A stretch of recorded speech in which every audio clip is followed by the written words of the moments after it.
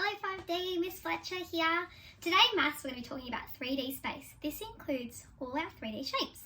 I know you've already learnt some things this year about 3D shapes, so hopefully we can just refresh our minds and maybe learn some new things. 3D shapes means three-dimensional. They take up space, they're not just flat on paper like 2D. 3D shapes have faces, edges and corners, or vertices. Let's have a look at this one. As you can see, there's all faces, which are the surfaces of the 3D shape. Edges are the straight lines where the faces meet. The vertices, where one or more edges meet. If we have a look at this one, this is a cube. We know this one is a cube because all of its faces are square. They're all the same shape, the same size, and they're parallel to one another.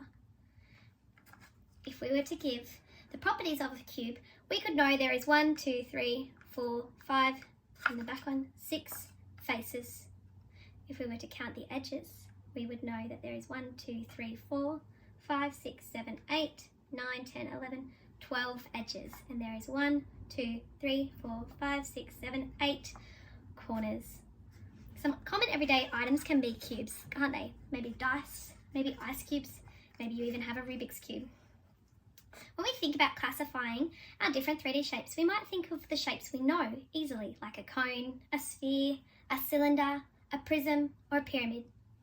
To refresh your memory, when we classify shapes as pyramids, it's a 3D shape with a base and all the other faces are triangular. We know the name of the pyramid by looking at the 2D shape which makes up the base. For example, I've got a pyramid here. We know it's a pyramid because when we look at all the sides, they're triangles. I know it's not a perfect apex on my pyramid, but I tried my best. And on the bottom, we can see the base. If you know your 2D shapes, you can easily count the edges and know that this is a pentagon. Penta meaning 5. So if we were to name this shape, it would be called a pentagonal pyramid. If this was a square, we could know it is a square-based pyramid. When we have a triangle-based pyramid, where the bottom is a triangle and all the sides are triangles, that has a special name. I wonder if you already know it. It can be called a tetrahedron or a triangular-based pyramid, if that's easier for you to remember. Now, the other classification that we can use besides pyramids is prisms. Prisms are shapes that have two bases that are the exact same shape and size that are parallel to each other, which means they run alongside each other forever and ever and they'll never meet. They're not going facing in towards each other and eventually could meet, but the two bases are parallel. Also, what's important about prisms is that every other side will be a rectangle.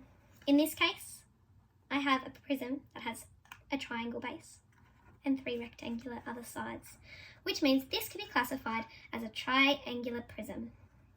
If we were to try and work out the properties, we could easily count the sides. 1, 2, 3, 4, 5 sides.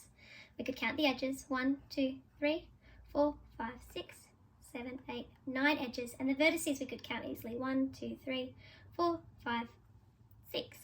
And that is the properties of this prism. Spheres and cylinders do not fit in the classification of prisms and pyramids because they have curved surfaces, not faces. In today's activity sheets, I would love you guys to have a go at naming the various 3D shapes and identifying their properties, which is the faces, the edges, and the vertices. If you're up for a challenge, you can see if you can draw the net of the shape, which means that if I was to unfold the shape, what would it look like? Or if I wanted to fold this shape, which I did before this video, what was the shape I needed to cut out of the piece of paper in order to fold it up? Alright 5D, I'll see you again tomorrow.